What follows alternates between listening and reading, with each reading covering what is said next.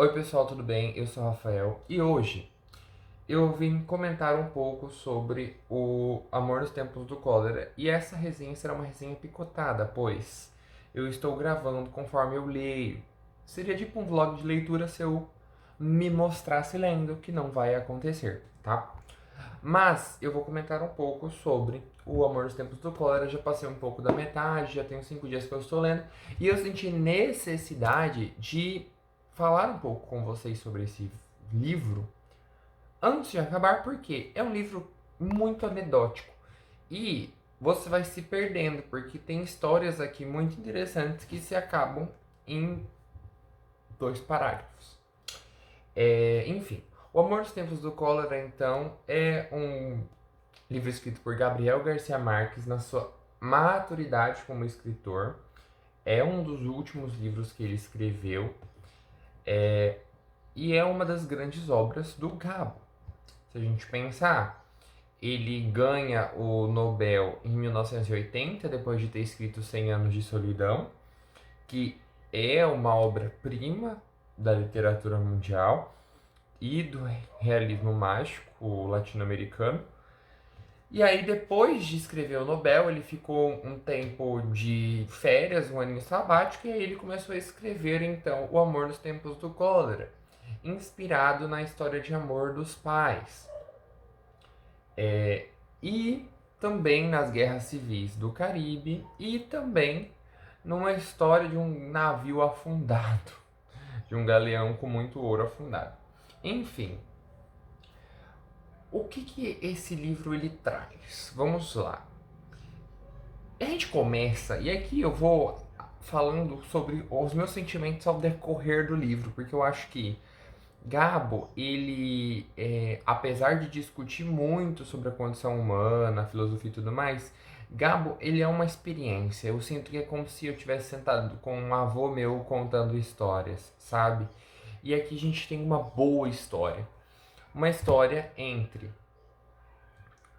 que a gente tem a personagem principal, que seria a Firmina Daza, e aí a gente começa o livro com um doutor chamado Dr. Juvenal Urbino indo atestar um suicídio.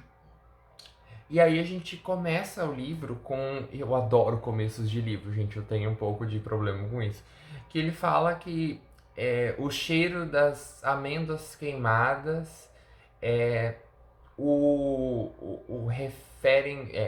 lembram a ele muito os amores vorazes, enfim.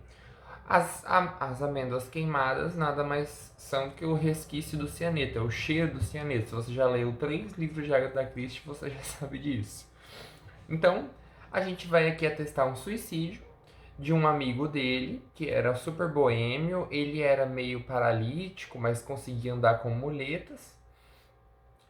E esse cara, ele se suicida aos 60 anos. E aí, o doutor era super amigo desse cara, então era um amigo íntimo. O doutor encontra uma carta de 14 páginas, lê essa carta, e aí esse doutor já é velho, assim, ele tem uns 80 anos, 82 anos. Ele lê essa carta, a gente nunca fica sabendo, pelo menos até aqui, mais da metade do livro, o que exatamente tinha nessa carta, mas ele descobre que esse amigo dele deixou tudo que ele tinha para uma amante. E aí esse doutor vai conhecer essa amante. E aí ele pega a sua carruagem e é um doutor bem, como eu posso dizer, anacrônico. Então, assim, a gente já tá aqui num período que todo mundo meio que tinha carros, pelo menos eu entendi isso, talvez esteja totalmente errado, e ele tá andando ali com a sua carruagem com 2 cavalos pela cidade toda. E aí ele, muito distante, encontra essa esposa, essa amante do amigo. E aí ele descobre que essa amante, inclusive... Então, esse doutor descobre, veja só você, que esse amigo tinha planejado o suicídio quando tivesse seus 60 anos. E aí a gente tem até uma frase muito boa que ele fala: Ah, de que ele morreu, doutor? Ele fala: De gerontofobia. E ele achou que ele tinha inventado essa palavra, mas é uma palavra que já existe. Enfim. pouco, esse doutor chega em casa, a gente conhece a sua esposa, e aí?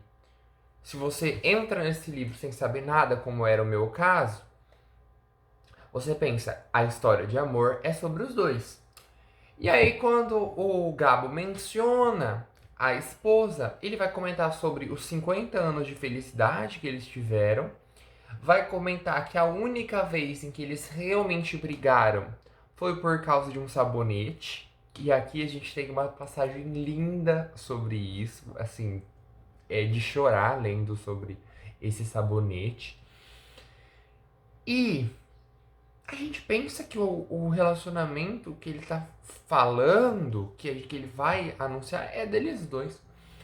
Dali a pouco eles vão pra uma festa, a festa dá tudo errado porque tá chovendo muito, eles voltam pra casa, e aí ele vai pegar um louro no puleiro, sabe, numa árvore, e aí ele sobe numa escada, vai pegar esse louro.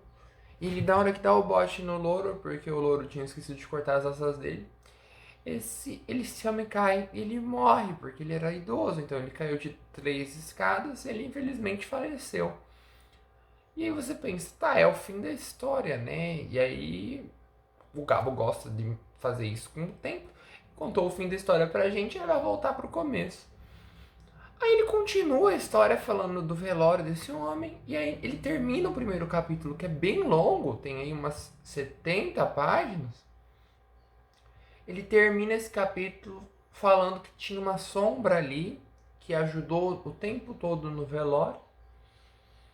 E aí ele apresenta pra gente Florentino Ariza. E esse homem, no último capítulo, declara o seu amor pra Fermina Dazo assim que o marido dela foi enterrado. E você fica, o que tá acontecendo? Sabe? Quem que é esse homem? O que esse homem está fazendo aqui? Fiquei em choque realmente. E aí, ele volta lá pro comecinho, quando a Fermina chegou na cidade para comentar sobre esse amor, então, entre Fermina Daza e Florentino Ariza. Beleza. Ele vai explicar então que essa Fermina Daza, ela é uma menina rica, mas que ela não tem nenhum tipo de é que ela não é aristocrática, vamos poder dizer assim, ela é rica, mas não é nada nobre. Então, o pai dela seria quase que um Heathcliff, se a gente pensar no modo dos anos Vivantes. Ou seja, ele tem muito dinheiro, mas ele não tem aquele trajeto social, ele é um pobre com dinheiro, vamos dizer assim. Porque ele era um traficante de mulas, então ele mexia com umas coisas bem escusas assim, e eles tinham muito dinheiro e se mudaram então para a cidade do Florentino Ariza. E aí esse menino, ele era muito pobre, filho de uma mãe solteira, ele vai trabalhar no telégrafo, e aí ele vai entregar um dia um telegrama para esse senhor, que chama Lorenzo Daza, e o Lorenzo Daza, e aí ele vê a filha do Lorenzo Daza por um relance. E ele se apaixona por ela, gente. E aí a gente tem início da descrição, de uma das descrições mais bonitas também do amor, que é o amor entre duas crianças, dois jovens. Eles têm entre, pelo que eu entendi, uns 13 para 14 anos. A gente não entende muito bem as idades. E beleza. E a gente vai seguindo isso e eles se comunicam por telégrafo. Talvez ele seja um pouco mais velho e eu que estou passando um grande pano para essas diferenças de idade. Eles trocam cartas de amor vorazes. Esse Florentino Ariza, ele é dado a poeta, então ele decora textos de poesias e ele escreve cartas de amor para essa menina. E ele fala para a mãe dele, e ele fica doente de amor, ele fica com febre, inclusive acha que ele tem cólera, e ele não tem cólera, ele tem amor. E aí ele tá doente de amor. E enfim, passa o momento, o pai dessa menina desaprova esse casamento, apesar de ser muito rico, mas não ter estima, ele quer que a filha se case bem. E aí ele desaprova esse casamento, manda essa menina, eles vão viajar para Rio Rati, então eles vão para outro lugar muito distante. O Florentino descobre que ela foi para esse lugar e ele começa a se telegrafar com ela. Eles mantêm esse amor vivo, até que um dia essa menina volta, já muito mais dona de si, dona da sua propriedade, quase uma senhora do José de Alencar. Essa menina volta e aí ele propõe casamento a ela e ela nega. E ela se desencanta quando ela vê ele pessoalmente, ela enxerga ele. E aí, ao longo do livro, a gente vai entender que faltava alguma coisa nele que ninguém sabia dizer muito o que era, mas que ela percebe como se ele fosse uma sombra, sabe?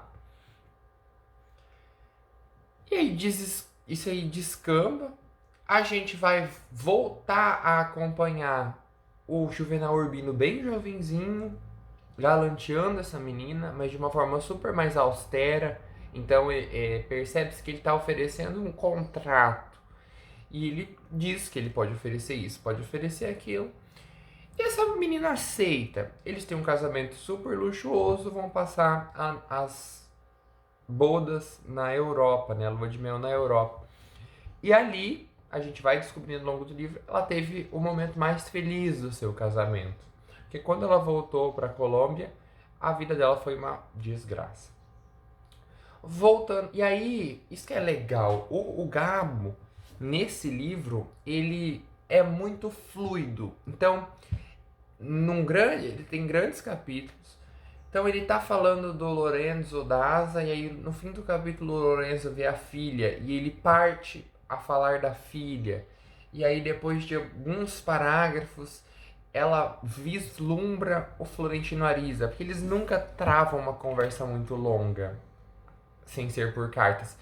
E aí ele volta a falar da vida do Florentino Ariza e segue. E aqui a gente também tem aquele tempo super fluido que a gente não que o tempo seja fluido, perdão, o tempo é fluido em Orlando. Aqui o tempo não é fluido, mas o Gabo, ele toma conta da onisciência do tempo que ele tem como autor e ele consegue ir e voltar muito facilmente. Então, ao mesmo tempo que a gente já sabe que os dois idosos vão se encontrar assim que o Juvenal Urbino morrer, a gente vai acompanhando eles desde pequenos até crescer. Aqui na contracapa a gente sabe que essa história vai se passar entre 1880 até 1930, então são 50 anos. E ele vai e volta no tempo de uma forma espetacular. E aí a gente vai percebendo também que o Gabo, bem maduro, ele não precisa agradar ninguém, ele vai ter uma história um pouco menos inocente que era 100 Anos de Solidão, apesar de que 100 Anos de Solidão tem pouca coisa de inocente. Mas a gente acha que a 100 Anos de Solidão é muito puro. E aqui não, aqui a gente tem o amor nos tempos do cólera, e o amor aqui ele pode ser interpretado também como as relações sexuais, porque a gente vai ter muitas descrições de todos eles e das relações entre eles. Então, por exemplo, Florentino Ariza, depois que se perde a sua paixão, vamos dizer assim, depois que a Firmina Daza rejeita ele diz que ele vai voltar para ela quando o marido dela morrer, mas nesses 50 anos em que o marido não morre, ele vai se apaixonar e vai traçar relações com 600 e muitas mulheres. E a gente vai acompanhando isso. E isso é incrível, né? E aí, aonde eu estou no momento, ele fez uma grande amiga que foi trabalhar na empresa da família dele, que é a CFC, que é até parece um sigla de Desventuras do Inferno, mas enfim, que é a Companhia Fluvial do Caribe, que basicamente é a empresa familiar onde eles têm barcos que sobem os rios da Colômbia. E veja só, a Colômbia é um país que tem muita é, alteração de altitude. Então esses barcos eles são sumários para fazer viagens longas pela Colômbia. Diferente talvez do Brasil, né? Então só pra gente pensar, o barco do Brasil ele dá essa capacidade de viajar, mas na Colômbia ele é necessário, porque imagina você subir 3.000 metros, a única opção é você ir de mula, porque não, as ferrovias ainda eram incipientes, tudo era muito incipiente. Então eles sobem de rio esses 3.000 metros e a gente tem uma passagem disso. Mas enfim, ele tem essa amiga confidente que ele é super apaixonado, mas eles não têm nenhuma relação, e aí ela é a única pessoa que ele cogitou contar dessa história de amor dele.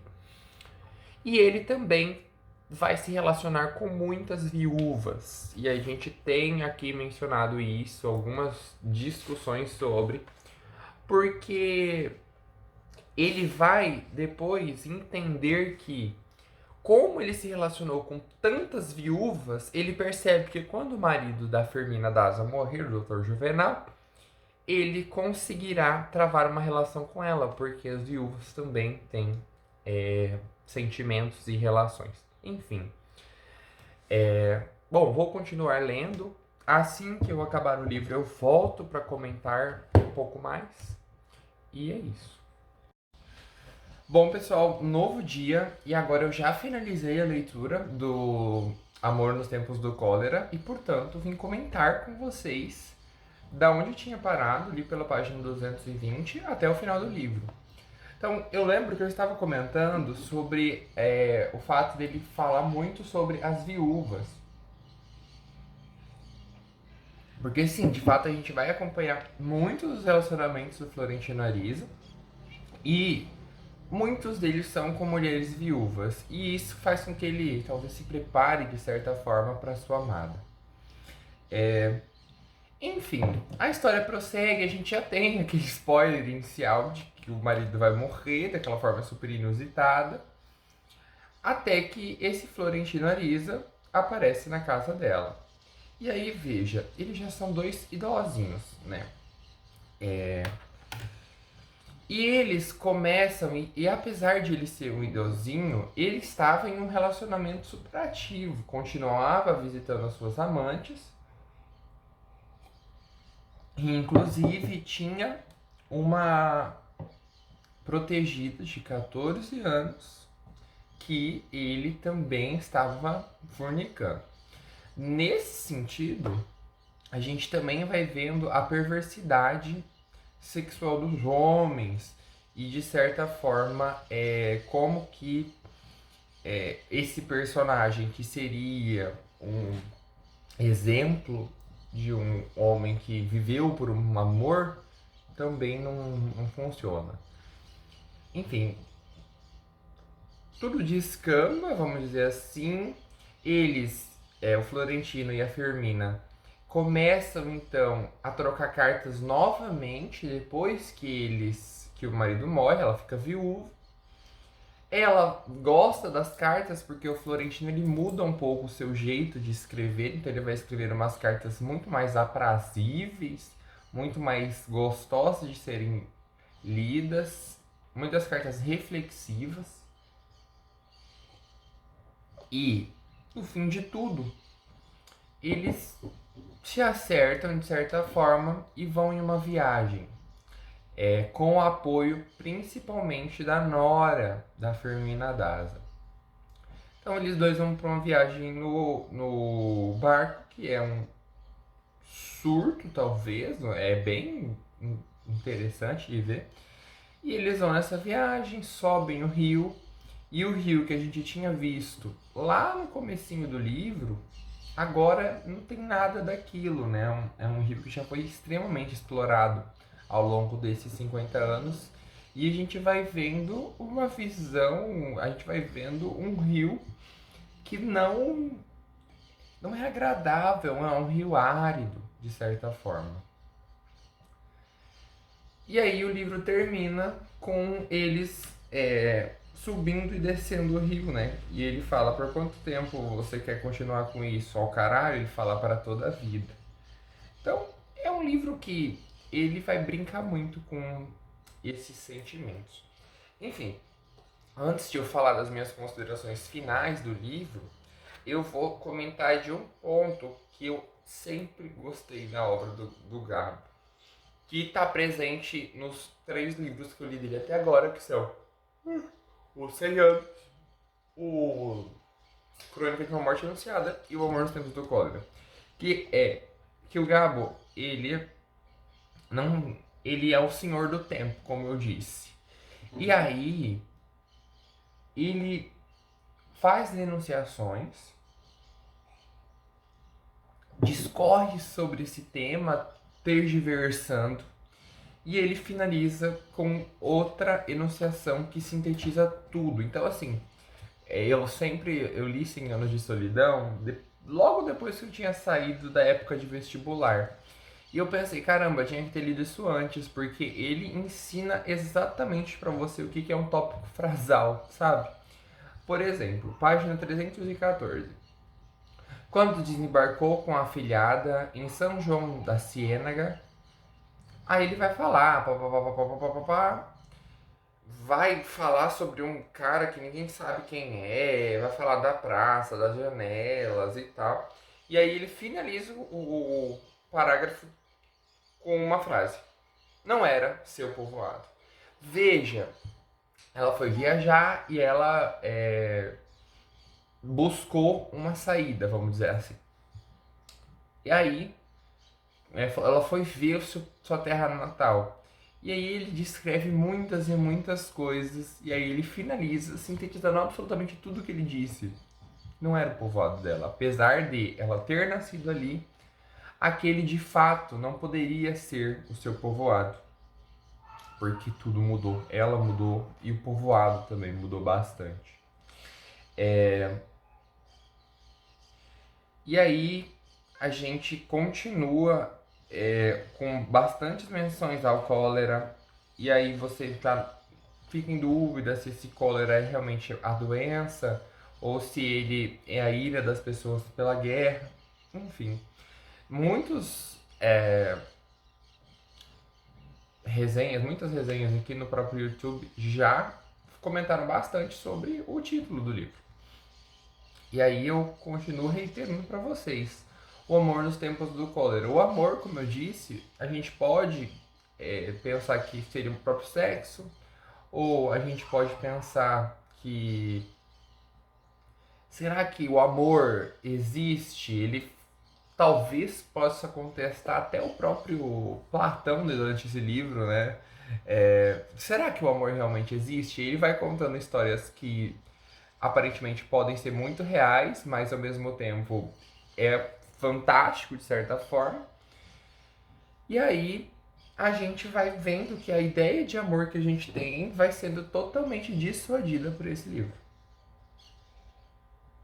Nos tempos do cólera, aqui a gente está falando de uma Colômbia entre 1880 até 1930, então a gente tem o final da era vitoriana na Inglaterra, a gente tem uma grande influência europeia ainda nessas ilhas caribenhas, apesar da Colômbia já ser um país independente, e no cólera, que é, vamos dizer assim, uma das principais pragas, pestes que assolaram o mundo e principalmente nos países latino-americanos já no final do século XIX, começo do século XX. Cólera, para você que não sabe, é uma disenteria intestinal. Você meio que tem diarreias até desidratar e morrer. É tenebroso. E vômitos também. Então é uma inflamação gastrointestinal extremamente contagiosa, perigosa, que está associada principalmente ao saneamento básico inexistente. Tá? Enfim. Uma coisa que eu não gostei que eu fui tapeado é que no começo tem a história do sabonete. Eu comentei até. E aí no final, eles contam que eles ficaram 2 anos separados porque ele traiu ela. Gente, a história do sabonete foi por água abaixo pra mim. Mas tudo bem, tudo bem. Enfim, gostei bastante. Eu acho que é um livro que merece ser lido. Não é um livro que eu vá reler tão cedo, sabe? É um livro que é muito áspero. Apesar de ser um livro lindo, é um livro que quando você lê, você tem vontade de sair dele, sabe? Eu ganhei esse livro de presente de aniversário, tem exatamente um ano que ele estava parado na minha estante. E aí, a pessoa que me deu esse livro, obrigado, Ju, falou o seguinte pra mim: Rafa, leia esse livro de uma vez por todas, assim, não leia mais nada junto. Só leia ele e maratone, assim, o que você conseguir. E aproveite ele como um deleite, como uma coisa única. E eu fiz isso. Eu encerrei todas as minhas leituras. Eu encerrei o Ana Karenina, eu li. Enfim, só sobrou ele. Eu estava lendo ele. Pra falar que não estava lendo nada, eu lia Agatha Christie na academia, quando eu estava deitado na minha cama, já prestes a dormir, porque aí eu já estava com a luz apagada. No quinto. Mas eu li só ele. E foi incrível. Porque, em resumo, Gabriel Garcia Marques é um ótimo contador de histórias. E aqui a gente tem uma boa história de uma pessoa que viveu apaixonada e aparentemente fixada numa ideia que é o seu amor. E viveu 50 anos por causa dele, para ele. Então é uma história já um pouco difícil de se engolir. E é uma história muito bem contada. É uma história. É a narrativa de Gabriel Garcia Marques um pouquinho mais ácida, um pouquinho mais madura até que 100 Anos de Solidão, mas é uma história que tem ainda aquele realismo mágico. E aí eu vi algumas resenhas, até. Eu sempre vejo várias resenhas aqui no YouTube, eu não vi nenhuma resenha em língua hispânica, né, em espanhol, porque eu não falo. Mas assim, vi algumas em língua portuguesa e as pessoas falam que essa é uma história que ela perde o realismo mágico. E assim, na minha opinião, perde as coisas figuradas do realismo mágico. Que são, por exemplo, as borboletas, aquela chuva de 5 anos sem parar. Então ela perde isso. Mas as pessoas e a história continua sendo muito mais fantástica do que real. Vejam, aqui as personagens morrem de tal forma que você ri toda vez que é noticiado a morte de alguém, tirando a primeira, porque ninguém te noticia ela, você é apresentado a ela. Mas todas as mortes que são noticiadas a você, você ri. Então é como se ele quisesse. Ah, esse personagem aqui não vai mais participar. Tem uma viúva. Gente, se aquilo ali não é uma coisa fantástica, porque assim, existe na vida real, existe, então é um realismo, mas também é de uma bobagem.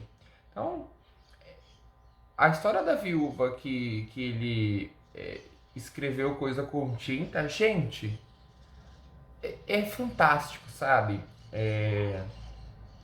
A história vai por rumos que não necessariamente seriam os convencionais. E é isso que, na minha opinião, deixa a obra ainda inclusa nesse realismo fantástico.